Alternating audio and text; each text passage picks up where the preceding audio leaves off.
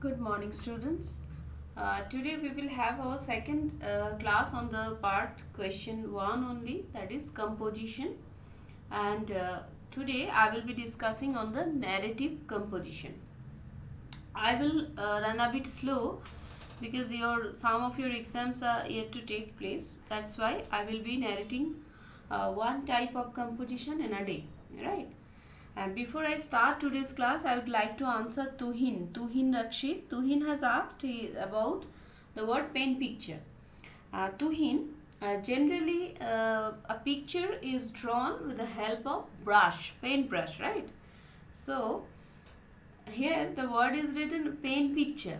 Means your your pen should write such words that will make us to witness a picture, right? Means though you will be using the tool pen, but it should act as a paintbrush. Means your description should be such lucid, such cohesive, such vivid that it will place a picture in front of us. Though it will be written in words, but the expression would be in such a way that we will be able to visualize the description. This is the meaning. I hope you answered. So let us focus and I would like to mention that Rishita Banerjee has written the previous composition, nicely written. I would be eagerly waiting for you all, those who can manage some time to write down the composition. They can write that and they can send me through WhatsApp or through email as well. I will be trying to, I would like to appreciate your writing. Now next let us start today's class. Today we will discuss about narrative composition. Narrative composition, it is generally the first person narrative.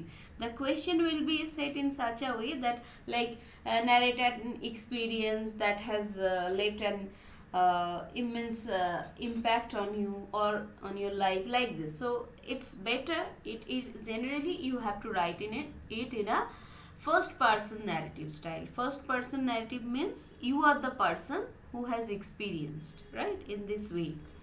And it should have the narration should be it should be narrated in such a way that it should sound that it has taken place, or all the events have taken place within the circle or within the experience of the person.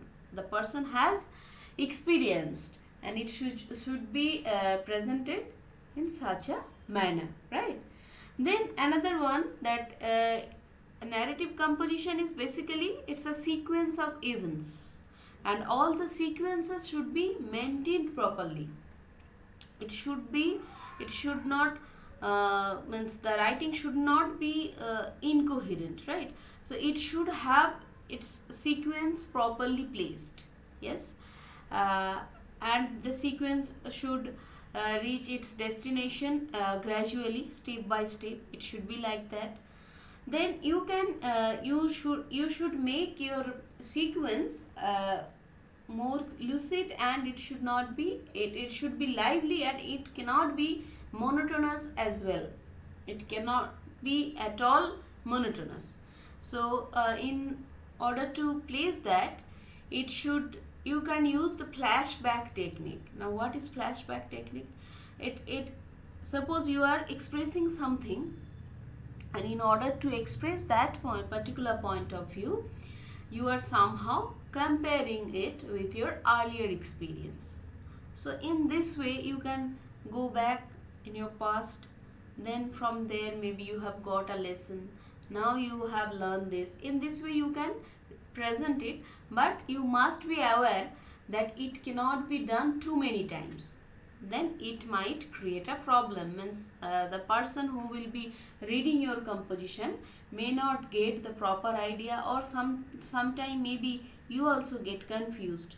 So you can use it once or twice, not more than that, because it might create problem, right? Then it's obviously you need to provide, it's necessary to give a detailed account of the event as it happened. it should be minutely detailed. And then, though the event will be imaginary, means you will be imagining, you will be thinking and writing, but it should be presented in a such a way, it should be presented in such a way that it should sound like the person, that you have already experienced that. Means it should be lively, it should sound real. Okay, it should sound real. It should not means the writing should not be in such a way that the person who will be reading may get the idea that you have imagined.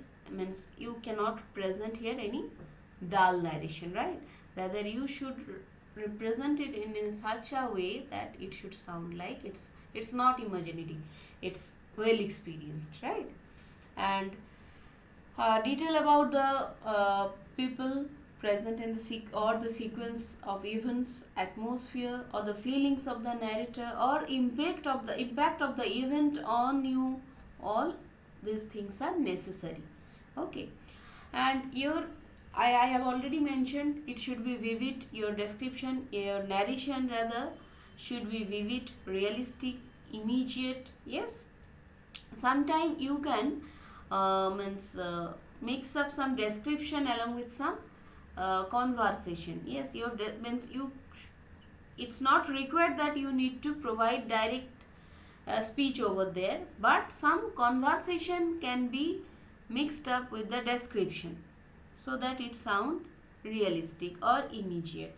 Yes, and you should use the sequence properly. You should place the events in a syntactical pattern, means in a proper sequential manner, so that the thing doesn't become monotonous. And you can use some of the linkers like however, consequently, afterwards, instead of using then all the time. Then sounds, all if you keep on using then it doesn't sound good. So you can use however, consequently, afterwards, then, like this. So these are the normal these are the general things which can guide you to compose a narrative composition. Now today also I will provide one worksheet where I will be providing you I will be giving one work over there, and if you can manage, I will not force you to do it. You can do it, you, if you have spare time, if you can manage your time, you can do that. It will provide you relaxation. So you can try to write a narrative composition, and when your exam gets over, I will be trying to provide one example for each type of the composition. I will be providing in your study material format just as sample answer, which may guide you properly, right? So now you need to follow all these guidelines, and then you need to manage some time to do the worksheet. Keep on doing your work, keep on studying those subjects. The subjects, those are yet to take place, and most important is try to remain fit.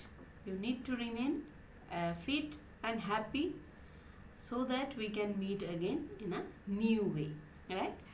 Take very good care of yourself. Keep on doing your works. Thank you. Goodbye.